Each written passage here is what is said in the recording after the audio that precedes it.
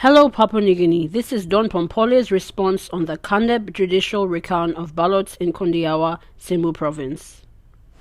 I will talk about the judicial recount in Kondiawa of the Kandep national elections of 2017.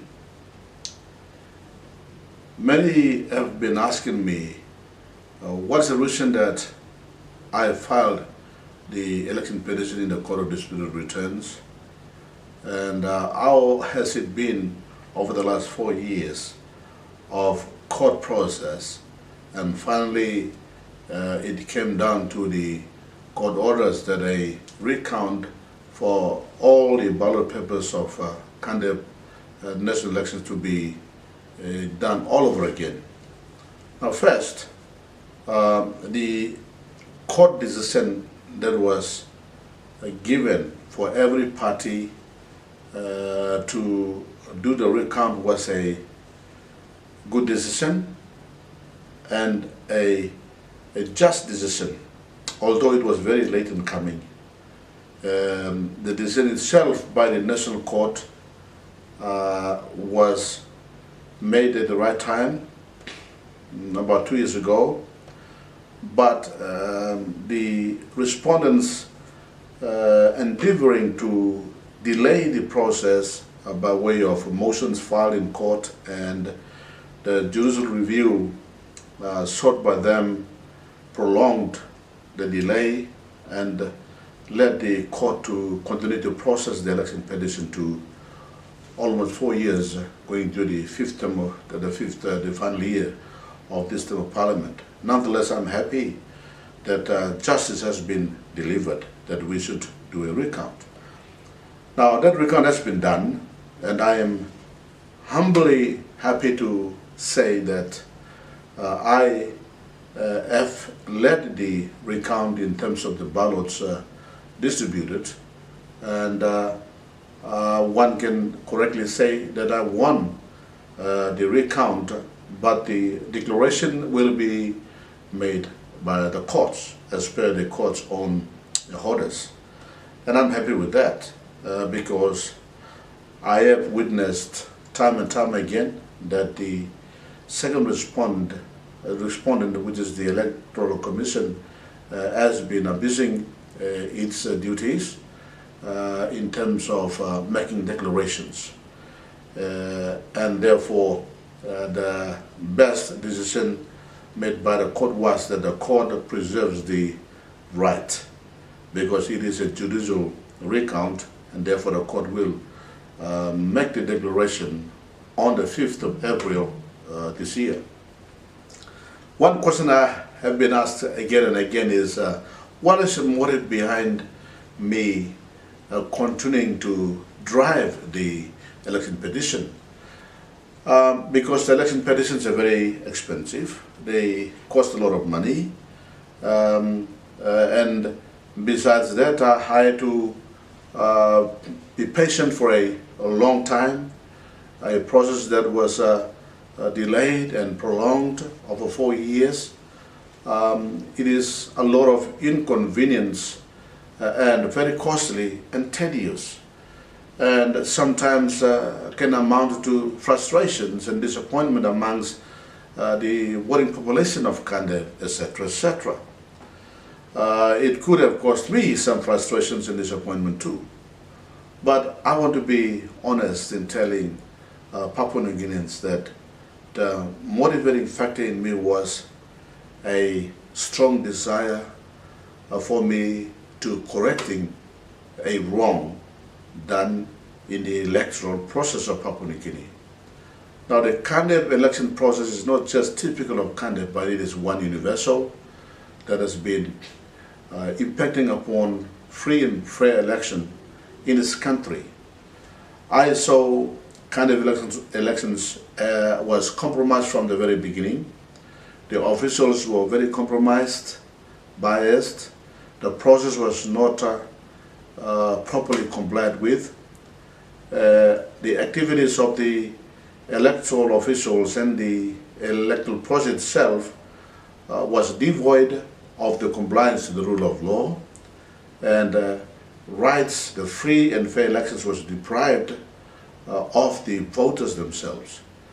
And if we continue to allow such anomalies, discrepancies, irregularities, omissions and errors, and illegal practices to continue and perpetuate in this country without cessation, then what we will find is leaders or so-called leaders being elected outside of the free and fair electoral process, and the quality of leadership that we will see in this country will drop.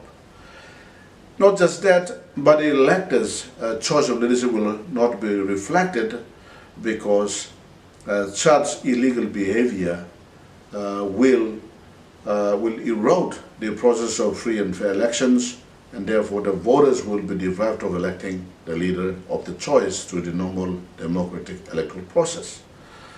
And that me who believes in me being one of those people who believes in the rule of law and processes and the strength of state institutions that actually good governance in Papua New Guinea, I couldn't sit down and allow that to continue or perpetuate.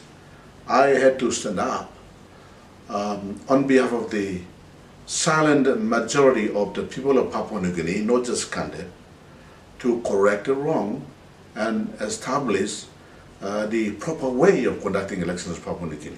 I had to restore the confidence, the credibility and integrity of the election process, especially by way of correcting it using the rule of law. There must be a standard that is established by the rule of law for democratic elections to take place in Papua New Guinea, and that's what I've done. I'm happy that I've achieved that. I'm very happy because the National Court and also the Supreme Court have established and have upheld the petition that I've filed, and therefore they both have given the direction for the recount, and the true results have been illustrated in the recount where I have led. I'm not happy because I have led, and I am leading, and I'll be declared by the court in formalizing this win. But I'm happy more because I have corrected those anomalies, discrepancies, the breaches of the law, the compromise of the process, and I'm happy that I've achieved. The other question I've been asked is that what am I going to do now that I will have been declared on the 5th of April? Well, look, I am happy that I have shown to Papua New Guinea the wrong and have corrected it. So I will be supporting the Prime Minister James Marape and his government in Parliament and also in the government to making sure that we arrest those loopholes, those compromises, those discrepancies that are in the system of elections. We'll correct them before the next elections. Those corrections must be made immediately. The electoral laws must be strengthened. The execution and prosecution of those who break the law must also be strengthened and brought to realization. Those that need to be punished must be punished.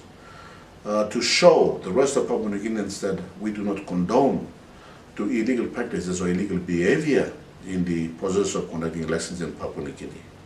I'll be supporting the Prime Minister and his government to putting in laws and systems, policies, to restoring the credibility of elections in Papua New Guinea. So in the coming 2022 elections, we don't see those things that happened do not get repeated in electing the leaders. We must follow the rule of law. We must conduct ourselves. We must provide. We must not give any opportunity for rogue people to capitalize on the systems and erode democracy. That is what I will be doing. Anything else is really outside of my interest.